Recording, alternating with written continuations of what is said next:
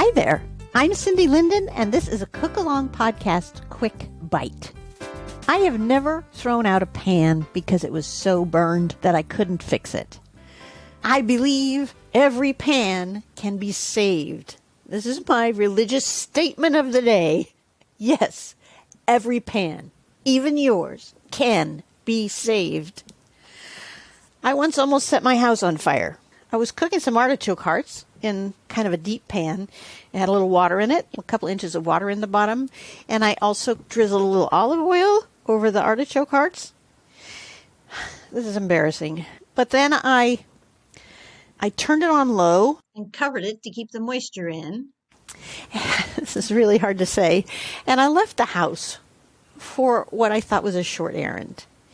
And a little while later, I got a phone call from my home alarm company who was mentioning that the firemen were on their way to my house because the smoke alarms were going off. And one of my family members got home shortly before I did and unlocked the doors. Otherwise, they would have broken down the doors.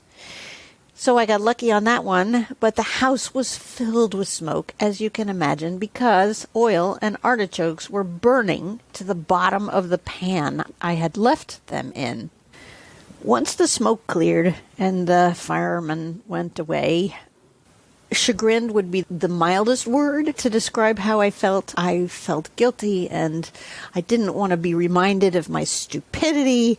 And I looked at the pan, and it was completely black and encrusted with at least a quarter of an inch of black stuff, hard black stuff. And it wouldn't scrape out. And I didn't want to be reminded of how foolish I'd been and how close I'd come to creating a real disaster. So I toyed with the idea of throwing it out just as it was so that I could pretend it never existed. Instead, I decided to just see if it would come clean, and I got my, put some water in it, and I got my scrub brush, and nothing was moving. I mean, the pan had burned top and bottom. Both surfaces of the pan were just so deeply encrusted that a second time I considered just tossing it because, again, there's the reminder factor that I was trying to avoid. And then I got this bee in my bonnet. And I thought, why would I throw out this pan if it could be saved? And at that point, I started to try some techniques that seemed intuitive to me, and some of which I had used on other pans, but I knew would never work on this pan. I want to describe to you what I did so that you can rescue your own pans. I know we've all had the time when, even if we are really good cooks, we burn something on and look at the pan in hopeless dismay. I'm here to tell you right now that that pan can be rescued. Don't give up on your pan, okay? Here's what we're going to do. First step is to put some water in there and let it sit. I remember once in grade school, we had a teacher, it must have been our science unit, ask the class, what is the strongest solvent in the world? And we were all guessing, well, that's acid or turpentine. Nobody guessed the correct answer, which is water. Water, if you think about it, dissolves more things than anything else on the planet. So, you want to make use of water's property here as a solvent. If it's cast iron, it only needs to sit for maybe 15 minutes. If it's stainless steel or something else, it's probably going to have to sit for an hour, 2 hours, overnight. Hard to say. You determine that by how bad you feel looking at the crusted stuff on the pan. If it just makes you feel really guilty and unhappy, let it sit overnight. Next day, you'll rinse out whatever you can, and you'll see how much of it you can scrub out. Don't put too much elbow grease into it because it's going to be stuck, and it just is. Then get a plastic scraper or something that isn't going to scar the pan permanently.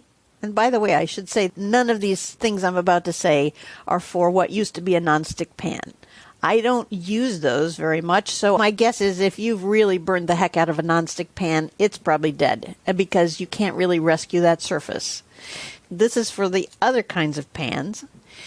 Once you've soaked it, you want to scrape out as much as you can, and you'll find that more comes out than it would have the night before. and you want to scrub it with something and see what's left after you've scrubbed it with soap and something bristly. If it's still terrible, the next step is to put some water in it and put it on the stove and bring it to a boil. You're going to watch it for something kind of fun. It'll start to simmer in places in the pan that don't have that crusty stuff on it. And then slowly the crusty parts will also start to simmer. And what's happening, of course, is that the water is bubbling up, under, into, and through that crusty stuff. So what's likely to happen is that it's going to boil it off of there. So just let it simmer for a little bit. It doesn't have to be long. I think you'll know. You may start to see little flakes coming off the pan. Some of the flakes of the blackened stuff that was stuck on there may come loose in the pan. That's telling you that a couple more minutes and you can turn it off. And then let it cool without water in there, and then see if you can scrub some more of it out. Now let's say you've done step 1, soaking, step 2, washing, and step 3, simmering, and there's still stuff in the pan. The next step is to put a little baking soda directly on the stains or parts that are stuck. And then moisten your scrubby sponge. And it has to have a pretty solid surface or it's just going to tear, right? So not just an ordinary sponge. And start scrubbing at that. Add elbow grease to the baking soda and chances are that stuff's going to scrub off. If the baking soda leaves stuff behind, then we're going to add the next thing, which is vinegar. So baking soda and vinegar together. I use white vinegar. I don't know why. It just seems more appropriate for cleaning than apple cider vinegar or something else. I think it's probably got less sugars in it. I don't know. I'm making that up. But I sound authoritative, so it's okay. Sprinkle it around in the baking soda and watch it start to sizzle. Wait till it stops sizzling. Swish the pan around a little bit. And then, again, try scrubbing it. The baking soda is a natural abrasive, and so that will help scrub loose a lot of what's there. At this point, my guess is your pan is going to be mostly clean. If it isn't, repeat the step with the baking soda and let it sit a little bit longer. When you're done, you may have a pan that's now clean, but ugly. The surface may be kind of discolored and have like white splotches on it. If ever that happens, and sometimes it just happens after cooking something, if you're cooking potatoes or rice in particular in a stainless steel pan, it can leave white splotches that don't look pretty. It looks like your cookware is a long way from new, and I like mine to look shiny.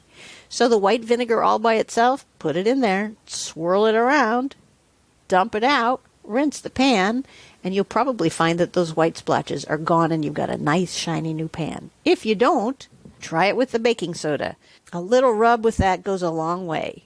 If you've done all of these things and your pan still has spots or stains, the bad news is you're probably going to have to get used to that. Just think of it as pan's expression of the travails of its life. And just like all of us, as we age, it's starting to show some signs of wear. And just accept it. The good news is it probably won't affect your cooking. If your pan is clean, even if it has stains or spots, it's still going to cook just fine. Hopefully you've rescued your pan at this point, or you at least feel like you have the tools to do so. If you want to find ways to dirty your pan, please visit my website, thecookalongpodcast.com, and you'll find all kinds of good things to cook there, both sweet and savory. Remember, there's a new podcast every Saturday, quick bites every other week, brand new recipes the weeks in between.